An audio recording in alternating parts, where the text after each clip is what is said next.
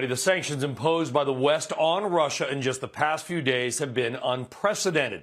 Now, that list is long and includes things like cutting off some Russian banks, not all, but some, from the SWIFT money transport system. Also, export controls and freezing the Russian central bank's access to its foreign reserves.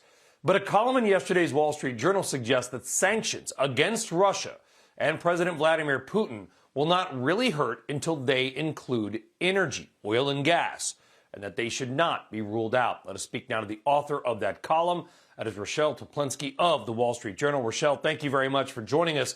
This is a huge, but a hugely hot button issue as well, because to go after Russia, you have to go after energy. It is the source of most of their money. However, in doing so, it could already add to higher prices and consumer inflation in the U.S.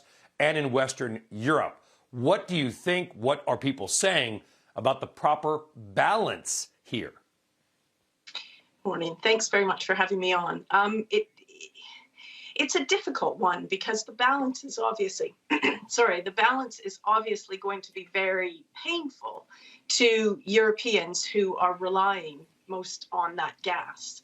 But what we've seen in history is the prior sanctions really enabled the Russian regime to strengthen their hold and also to build up all sorts of cash. You talked about their sovereign wealth fund or their piles of cash that they have in the central bank.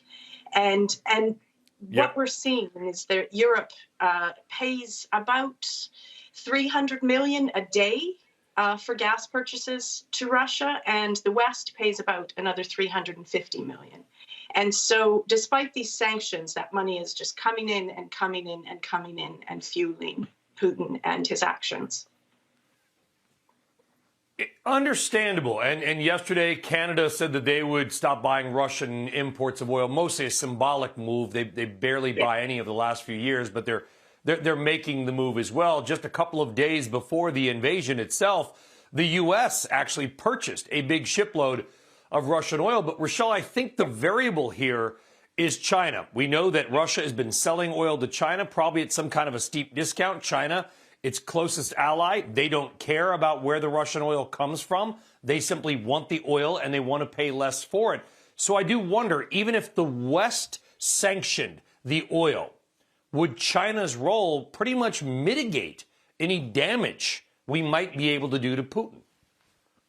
I think the oil one is really tricky because oil is a global market. And so it's kind of like squeezing a balloon. If you are to cut off some of the purchases in the West of oil, obviously you're right, that will go to China or to other places that would be interested in buying it. And it will also possibly push up the price. But what you're seeing is that some of the bank sanctions as well, you mentioned the SWIFT, we're still yet to see what banks are included in that and whether there might be an energy carve-out. Because in the past, there have been sanctions on financial institutions, and they carve out the oil and gas. So if that doesn't happen, what you will end up seeing is more impact. And it's a bit of a balancing act because obviously it will drive up some of the oil prices. I think where the gas is interesting, though, is definitely gas is far less mobile around the world. And while there is a pipeline from Russia into China, that one is not as big. So they can't move the gas around.